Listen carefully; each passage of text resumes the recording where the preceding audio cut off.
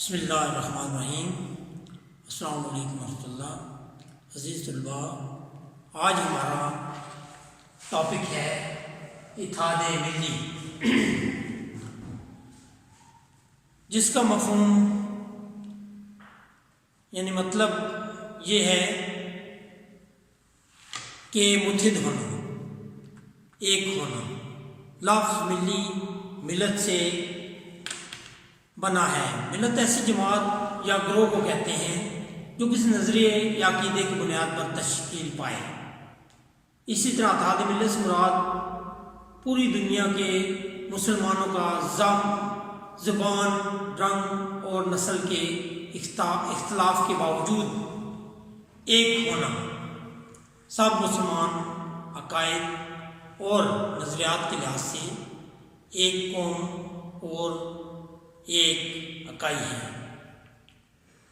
قرآن مجید کی روشنی میں اگر اتحاد ملی کو دیکھا جائے تو اسلام ایک ایسا دین ہے جس نے تمام مسلمانوں کو ایک دوسرے کا بھائی قرار دیا ہے۔ اسلام کے آنے سے پہلے چھوٹی چھوٹی باتوں پر جھگڑے ہوا کرتے تھے، اور یہ ایک عام معمول تھا، یعنی کہ روزمرہ کا کام تھا۔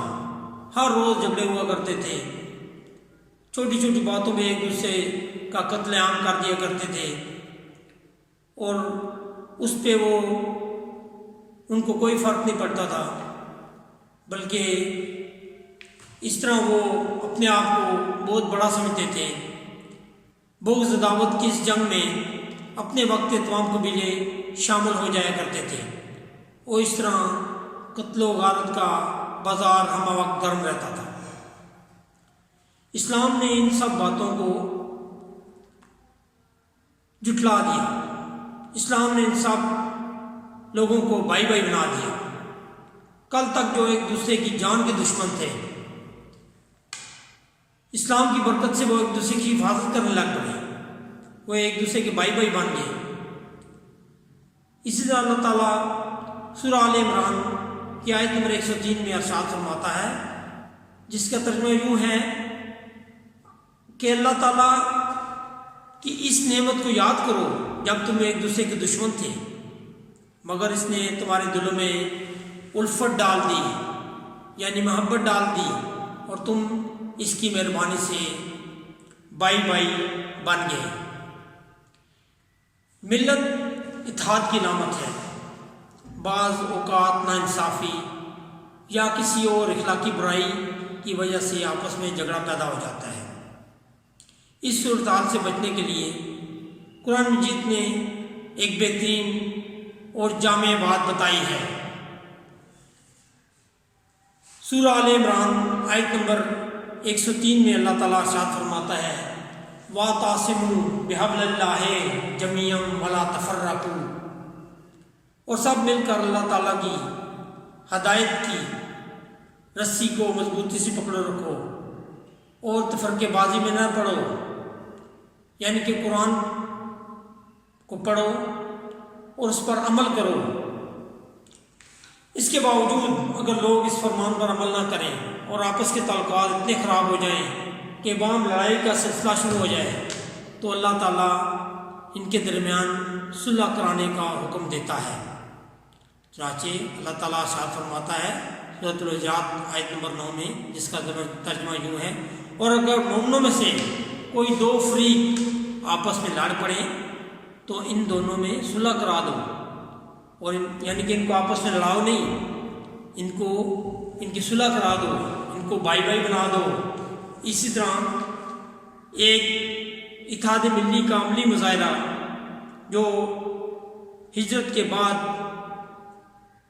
ہوا صحابہ اور انصار کے درمیان، حضور پاک صلی اللہ علیہ وسلم نے ایک صحابی کا ہاتھ پکڑ کے دوسرے انصار کے ہاتھ میں دیا کہ تم دونوں آپس میں بھائی بھائی ہو، اور انصار نے بھی اسی طرح کا اتحاد ملی کا مظاہرہ کرتے ہوئے اپنے مہاجر بھائی کو اپنی جائیداد تک میں شریک کر لیا۔ کسی نے گھر کا گھر کو آدھا آدھا کر دیا، کسی نے اپنے باغ کو آدھی زمین اپنے مہاجر بھائی کو دے دی۔ اس سے بڑا اور مظاہرہ کیا ہو سکتا ہے؟ احادیث نبی صلی اللہ علیہ وسلم کی روشنی میں اگر اتحاد ملی کو دیکھا جائے تو سب مسلمان ایک اللہ تعالیٰ اور ایک رسول صلی اللہ علیہ وسلم پر ایمان لاتے ہیں اور ان کے عقائد و نظریات اتحاد کی دعوت دیتے ہیں۔ تو ہم مسلمان گٹھے نماز پڑھتے ہیں اور ایک مقررہ مہینے میں روزے رکھتے ہیں۔ اسی طرح حضرت محمد صلی اللہ علیہ وسلم نے ارشاد فرمایا، تم تمام مسلمانوں کو باہمی رحم، محبت اور شفقت میں ایک جسم کی طرح پاؤ گے کہ اس کے ایک عضو میں تکلیف ہو جائے تو پورا بدن متاثر ہوتا ہے۔ اس کے بعد ایک اور موقع پر آپ صلی اللہ علیہ وسلم نے ارشاد فرمایا، دیکھو میرے بعد کافر نہ ہو جانا، کہ دیکھو میرے بعد کافر نہ ہو جانا کہ تم مسلمان ہوتے ہوئے ایک دوسرے کی گردنیں مارنے لگو۔ آج جو مسلمان بکھرے ہوئے ہیں اس کا علاج بھی اتحاد ملی میں چھپا ہوا ہے۔ اگر ہم خوش اور کامیاب زندگی گزارنا چاہتے ہیں تو ہمیں متحد ہونا پڑے گا، ہمیں کفار کی سازشوں کا مقابلہ کرنا پڑے گا اور ہمیں تمام عالم اسلام کے جتنے بھی ملک ہیں سب کو ایک لائحہ عمل بنانا پڑے گا۔ اور اس کے لیے ضروری ہے اگر عزت سے زندگی گزارنی ہے تو ہمیں اس کے لیے اگر جہاں مسلمان دیکھیں کہ وہ ان پر ظلم ہو رہا ہے تو ہمیں اس ظلم کو روکنا ہوگا۔ اگر ہم نے آج آنکھ بند کر لی تو اسی طرح آہستہ آہستہ وہ ایک ملک سے دوسرے ملک میں مسلمانوں کو ختم کرتے جائیں گے۔